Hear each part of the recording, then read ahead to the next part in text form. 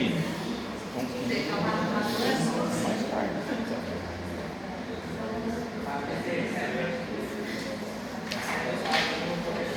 Muy bien, seguimos entonces.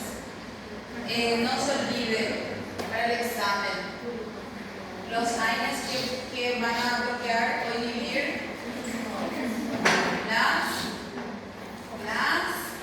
ciclosinasas. Con cariño,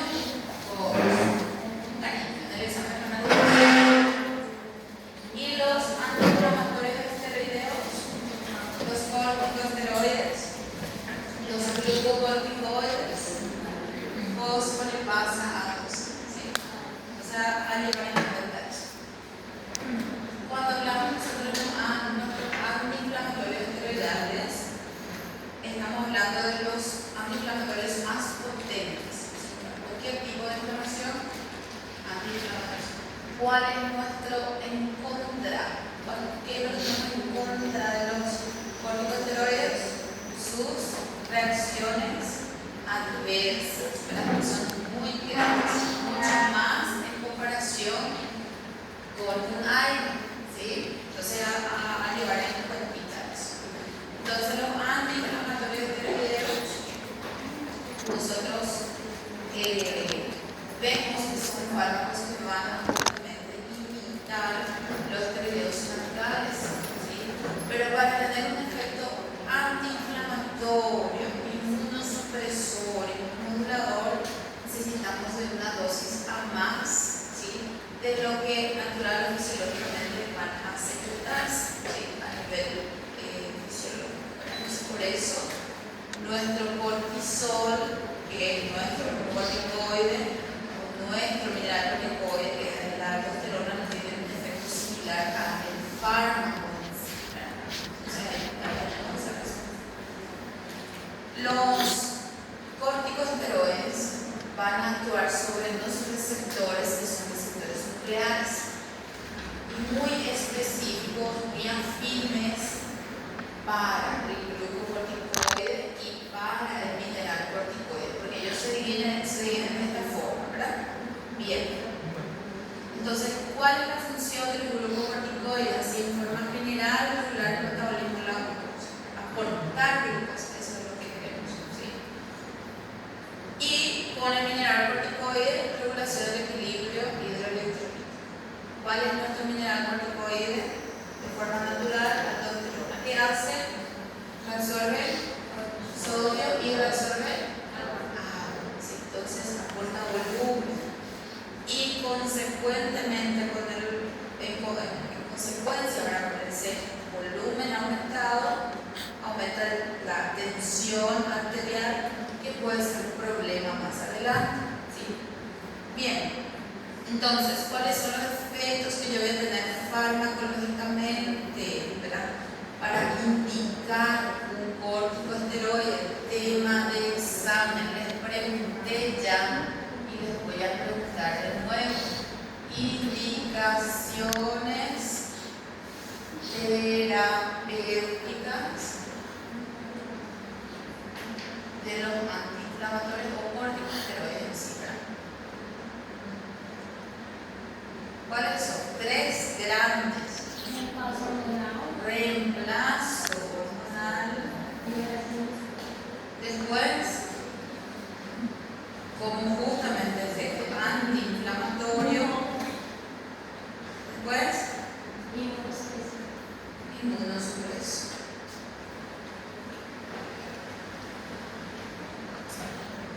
Y aquí entra otra vez en cada uno de ellos una clasificación de las patologías que podemos tratar. Si me colocan de esta forma también, si quieren indicarme específicamente la patología que vamos a tratar, también está bien, siempre y cuando no viaje demasiado de mí en la respuesta. Muy bien. Hay que recordar de nuevo un poquito otra vez de fisiología. A nivel de la glándula suprarrenal vamos a separar la corteza, la zona glomerulosa, la fascicular, en donde van a estar sintetizando estas hormonas, aldosterona y cortisol. cortisol es llamamos hormona del estrés, ¿sí? ¿Qué va a hacer el cortisol? Aportar principalmente glucosa, de cualquier forma. Va a quitar sustrato de donde sea para producir glucosa. Y esa glucosa que está siendo producida en exceso también se va a almacenar. Entonces tenemos aumento del glucógeno, tanto a nivel hepático como también a nivel muscular, ¿sí? Recuerden eso. Y por otra parte, junto con la aldosterona, hay el equilibrio electrolítico, aumenta el volumen, aumenta la tensión arterial y demás, ¿sí? Eso debe ser algo básico. A recordar, recuerden que es un repasito. Clasificación, podemos nuestros corticosteroideos los clasificamos en glucocorticoides, la parte de regulación de la glucosa, y el mineral corticoide. Solamente uno por el momento tenemos en uso, que es la fludrocortisona, pero que se utiliza principalmente para el reemplazo hormonal global. Cuando hay una pérdida totalmente de la glándula suprarrenal, entonces se lo puede utilizar como reemplazo hormonal. Si es difícil de manejar, mucho más que los glucocorticoides, ¿sí? Y los glucocorticoides los subdividimos dependiendo del tiempo de acción. Son corta, intermedia y prolongada. Saben que para el examen por lo menos 2 o 3 de cada uno tienen que eso más comúncito, ¿verdad? La acción corta, hidrocortisona, intermedia, prednisona, prednisolona está bien, y acción prolongada, bexa y betaminosa, ¿sí? Dependiendo del tiempo de acción. Dexa, ver, sí, te puedo pedir para que me cites.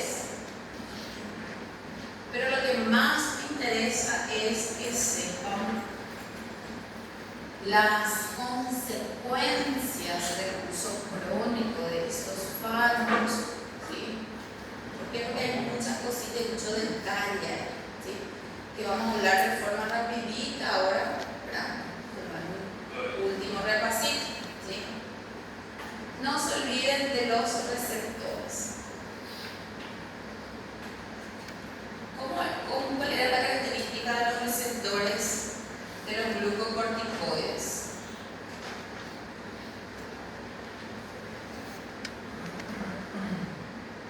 Abundantes, ¿verdad? Los glucocorticoides receptores son abundantes en casi todas las células, por no decir todas, abundan receptores para el glucocorticoide. Y para el mineral corticoide, ¿recuerdan o no? Mineral corticoide menos. Tenemos pocos receptores mineral corticoides e incluso en algunos órganos específicos se encuentran. ¿En cuáles, por ejemplo? En el riñón, justamente para hacer este efecto regulador, ¿verdad? Y el riñón después, con el colon, como podemos encontramos con el sistema nervioso central, ¿sí? Y vis-a-vis. Y en el glucocorticoide, en todo, y muchísimo también a nivel central, recuerden eso. Este tema de examen cayó en la primera del primer examen. Sí, puede salir otra vez. O sea, a recordar eso. Bien. Antes de seguir la síntesis y liberación de esta hormona en forma fisiológica, está regulada, ¿verdad? Por el hipotálamo, hipófisis suprarrenal para el cortisol y el sistema renina angiotensina aldosterona para el mineral corticoide. Recuerden esto. Si nosotros damos al paciente un fármaco de forma endógena, le damos al paciente un glucocorticoide, vamos a suprimir la liberación endógena de estos, ¿sí? Y cuando hablamos de forma crónica, más de 2 semanitas, podemos, si es que retiramos de forma brusca dar e iniciar al paciente una insuficiencia suprarrenal aguda. Entonces, ¿qué hacemos para evitar esto?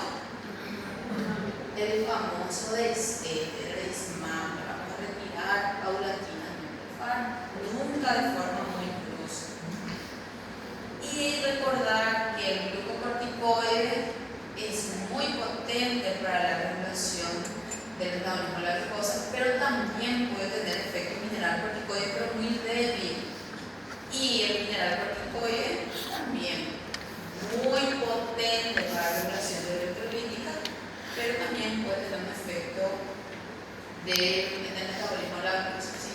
Entonces, por eso algunos fármacos glucocorticoides, esos más para los glucocorticoides, pueden tener efecto mineral corticoide también. ¿Sí? O sea, llevar en cuenta eso. Bien. A ver que tenemos algo importante acá. La secreción de cortisol de forma fisiológica, ¿sí? Puede estar regida por varios factores: el frío, el calor, estoy nervioso, estoy asustado, el estrés psicológico, ¿verdad? Todo eso puede empezar a liberar mayor cantidad de hormonas que justamente es llamada hormona de quemadura, hipoglucemia, hipovolemia, hipotensión, hipertensión, todo. O sea que todo o nada. Todo y nada no se estresa. De acuerdo. Esta parte lean de nuevo, es lo que les mencioné en el cuadrito de los receptores.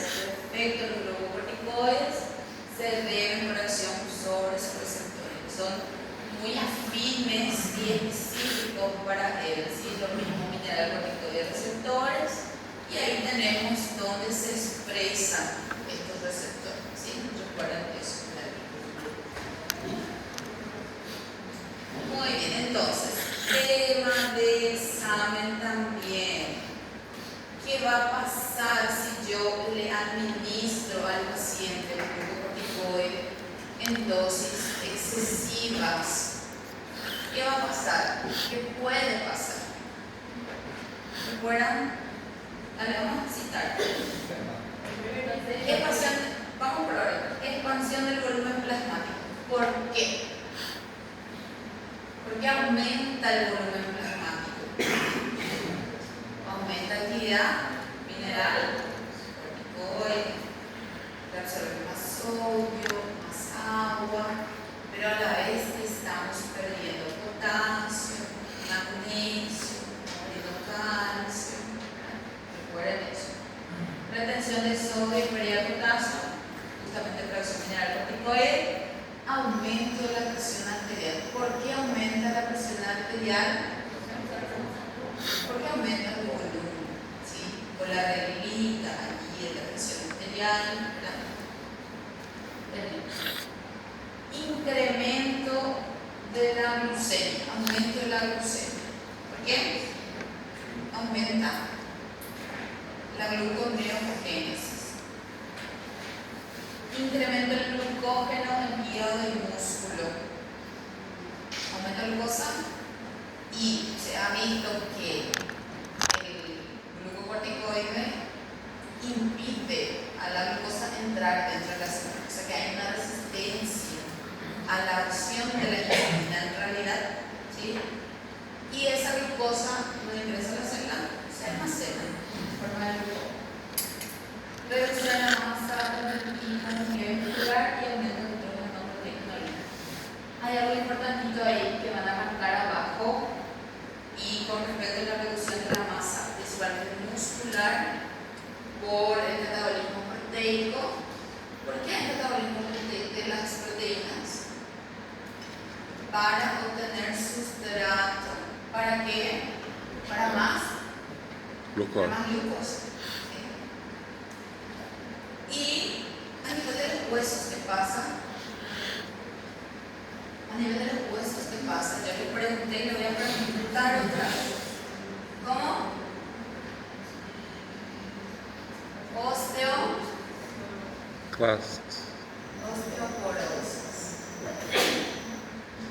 ¿Por qué hay osteoporosis en pacientes que usan de forma crónica. Aprendo calcio después. ¿Se activa qué cosa? El aparato hormonal, la glándula paratiroidea. ¿Qué hace la glándula paratiroidea de forma directa? Ahora ustedes no van a hacer. Eso rendimos hace poquito. ¿O no? No. Primera, esa era la parcial 1, ¿verdad? Sí. Bueno. Entonces, osteoporosis, reacción adversa en pacientes con uso crónico de los glucocorticoides. Recuerden que nosotros estamos reabsorbiendo sodio, estamos reabsorbiendo agua, pero estamos perdiendo algunos minerales continuamente, ¿sí? Entre ellos calcio, ¿verdad? Esto activaría a la glándula paratiroidea para que buscar calcio. ¿De dónde? De donde sea. ¿Y cuál es el mayor depósito de calcio en el organismo? Los huesos. ¿Qué hace o qué pasa? Se activan los osteoclastos. Se activan. Se inactivan los osteoblastos y también los osteocitos y la hormona de crecimiento, e incluso lleva a apoptosis de esta célula, osteoblastos y osteocitos, ¿sí? Entonces no hay como repararse, ¿sí? Y también, entonces, consecuentemente se ve la pérdida de la masa ósea, que es la osteoporosis en este paciente. Claro. Cuanto más tiempo, cuanto más crónico sea el uso y las dosis sean más elevadas, van a aparecer las reacciones adversas que son un poco más extremas, Entonces, recuérdense la osteoporosis también para el examen, ¿sí? Es importante ver. Todo esto, ¿qué pasa si se administran dosis excesivas? También va a ser tema de examen. Y si hay un déficit de estas hormonas, entonces tenemos también unas consecuencias. ¿Cómo le llamamos a el síndrome que aparece por exceso, por el hipercortisolismo? Le llamamos síndrome de Cushing. síndrome de Cushing. Y hagan falta Addison y Cushing. En fármaco nos enfocamos mucho en pero en Cushing, ¿sí? ¿Por qué? Porque podemos estar generando esto en el paciente. Muy bien, aquí tenemos sobre entonces los efectos de los glucocorticoides. Aseguran la concentración de glucosa y el almacenamiento de glucógeno en hígado y también en el músculo. Promueve la síntesis de glucógeno en sí a partir de la glucosa y reduce la penetración de la glucosa en las células de los tejidos. O sea que pacientes en uso crónico de corticoides pueden terminar con una diabetes mellitus también, ¿verdad? Por resistencia justamente a la acción de la insulina y por la hiperglucemia, ¿sí? Eso es para llevar en cuenta esto. Bien. ¿Qué pasa en el tejido graso? Eso era algo un tanto también interesante. ¿Qué pasa en el tejido graso? Por acción indirecta, el suministro, aparte de los nutrientes, no llega a la célula. Indirectamente, ¿qué pasa? Tenemos más hambre, empezamos a comer más. El paciente empieza a comer más. ¿Y qué pasa con la grasa? Hay hipólisis. Pero el paciente es gordito, ¿sí? Grandecito hacia arriba y abajo es flaquito. ¿Por qué? Hay una redistribución de la grasa, ¿verdad? ¿Por qué? ¿O cómo? Mejor dicho, ¿cómo se redistribuye? Se reduce la grasa en la mitad inferior del cuerpo y se redeposita en la mitad superior, la cara, el tórax, el abdomen, y es típico de la del paciente con uso crónico corticoides, el síndrome Felizmino.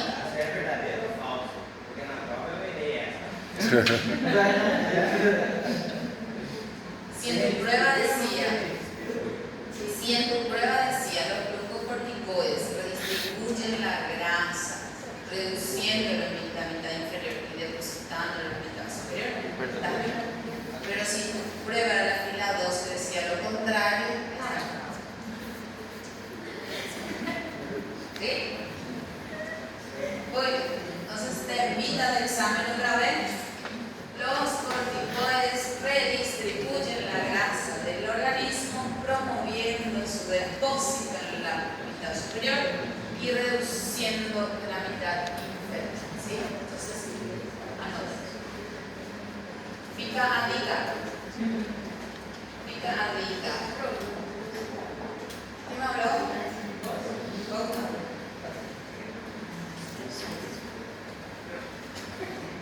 Recuerden que por esa lipólisis hay mayor liberación de ácidos grasos libres, triglicéridos aumentan, el aumento de triglicéridos puede ser un factor de riesgo importante para la pancreatitis. ¿Okay? Anoten también, tenemos.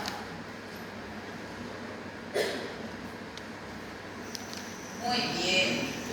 Acciones antiinflamatorias. ¿Por qué es muy bueno antiinflamatorio? Porque bloquea la fosfolipasa A2.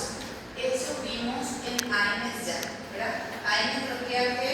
La vía del ciclo de oxigenasa, pero nos queda la de la glucoxigenasa, ¿verdad? Sin embargo, los glucocorticoides bloqueamos más arriba, las dos vías. Y con la lipoxigenasa perdemos la de los leucotrienos también, ¿verdad? Entonces, es más o es gastrolesivo también los corticoides, o sea que son gastrolesivos también. Perdemos también la protección del cóccix. Entonces, el paciente con úlceras y demás hay que tener mucho cuidado.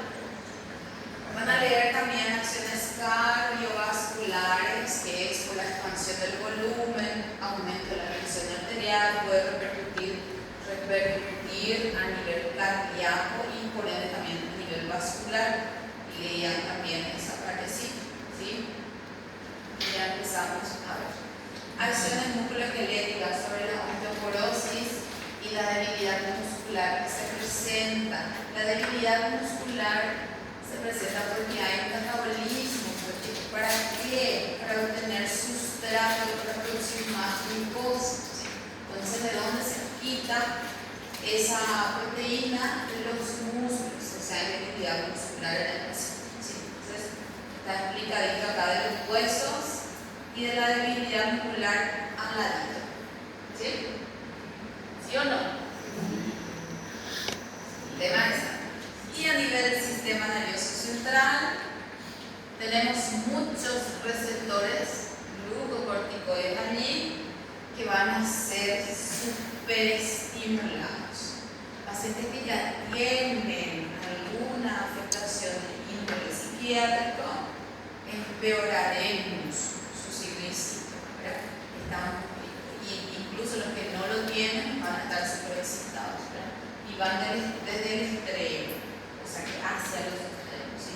Tenemos entonces sensación de bienestar o incluso de euforia hasta estados psicóticos con el paciente, ¿sí? Entonces, muy bien. En realidad, hay mis corticoides, van a leer todos mis chicos, bueno, que es importante, van a ver todos los días, van a utilizar, así como también antibióticos, así como también los simpático-miméticos, bloqueantes, anticolíticos. Bueno, no se olviden de la transcortina, que es justamente una globulina, que tiene gran afinidad por el cortisol, pero tiene menor capacidad fijadora que otro tipo de proteínas plasmáticas. Los glucocorticoides son muy afines también a las proteínas plasmáticas. Entonces, interacción farmacológica, hay que tener cuidado con AINES, con antihipertensivos, con algunos hipoglucemiantes, ¿verdad? O sea, a tener en cuenta, que es lo que vemos más cotidianamente. Varias vías de administración tenemos: vía tópica, inhalatoria, sistémica, enemas, endémica, que va a producir tema de salud. El uso crónico de los glucocorticoides por encima de 100 miligramos día produce signos y síntomas de un síndrome, que es el síndrome de y automáticamente, al administrar de forma endógena estos glucocorticoides, ¿qué van a hacer sobre la glándula suprarrenal? Inhibición de la secreción endógena de estas sustancias. No se olviden.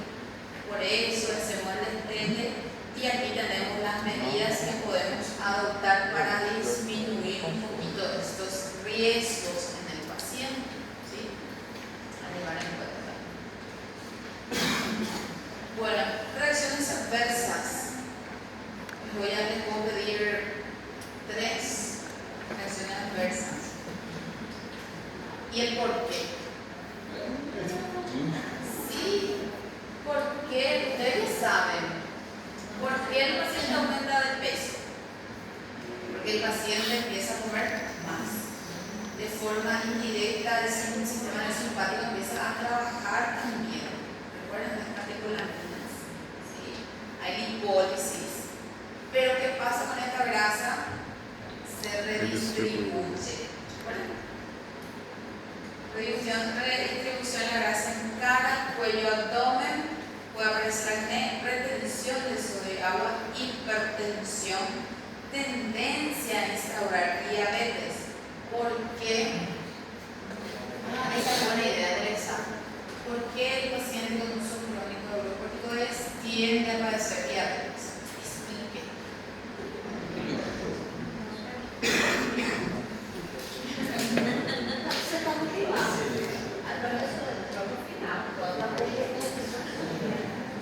Yo quiero que entiendan por qué. ¿Qué es la presión? Pedro vai deixar para a próxima turma. Dejaré para el quinto C, para el quinto C, para el quinto A. Pero si me explican ahora por qué, no les voy a preguntar.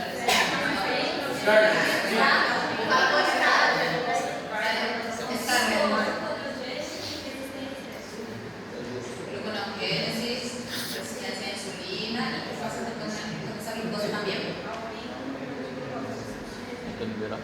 Y se almacena.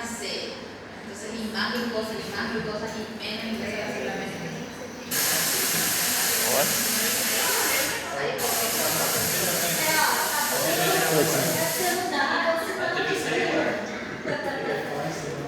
Así ya estamos todos.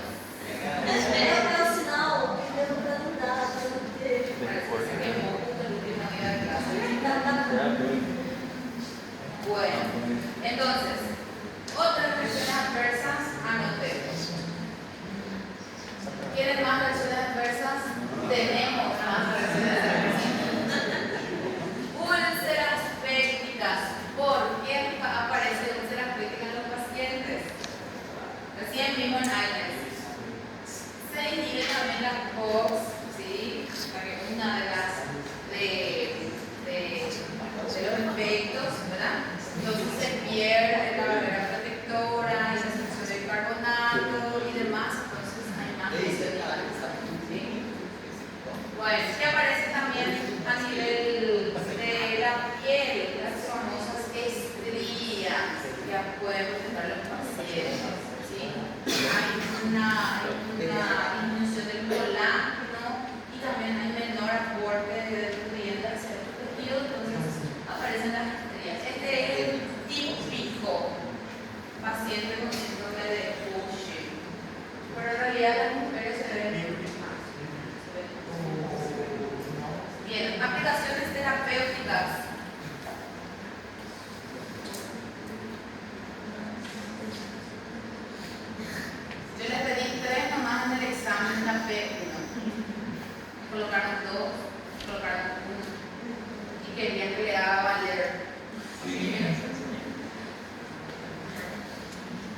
Indicaciones terapéuticas, forma global 3. Ya está. Ahora, ¿quieren un poquito más? Son válidos los dos. Pero quien me hace de esta forma va a tener un punto a más. Un punto a más.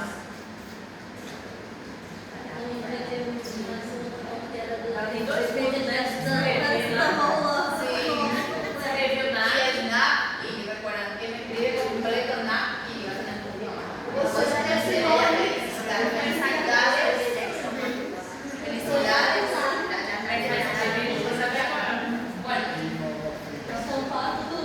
Bueno, con indicaciones, recuerden leer a la hora de estudiar grupos corticoides, las interacciones también, con los AINES, con los hipoglucemiantes, con los antihipertensivos, verán, cosas a llevar en cuenta. Y mineral corticoide, que es un tipito ahí, ya sabemos por qué el efecto del mineral corticoide, y el único que tenemos es la hidrocortisona, ¿verdad? Se utiliza solo, casi exclusivamente, para no decir solamente, ¿verdad? Para la insuficiencia suprarrenal global. Se puede utilizar también la hipertensión ortostática, ¿verdad? Por alguna insuficiencia vegetativa.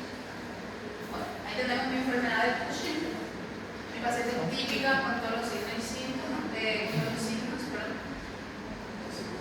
Es una imagen linda para quitar el examen y ustedes lo cargan.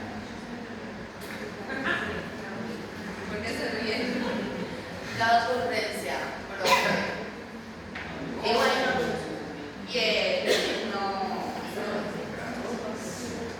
no se olviden de estudiar los adrenérgicos agonistas, antagonistas, adrenalina, noradrenalina, isofrenalina, los bloqueantes alfa, principalmente para vía urinaria, angiosina, silodosina, alfucina, y los beta-agonistas, broncodilatadores, acción larga, corta, y los beta-bloqueantes, según su clasificación, específico, no específico, congestión vasodilatadora.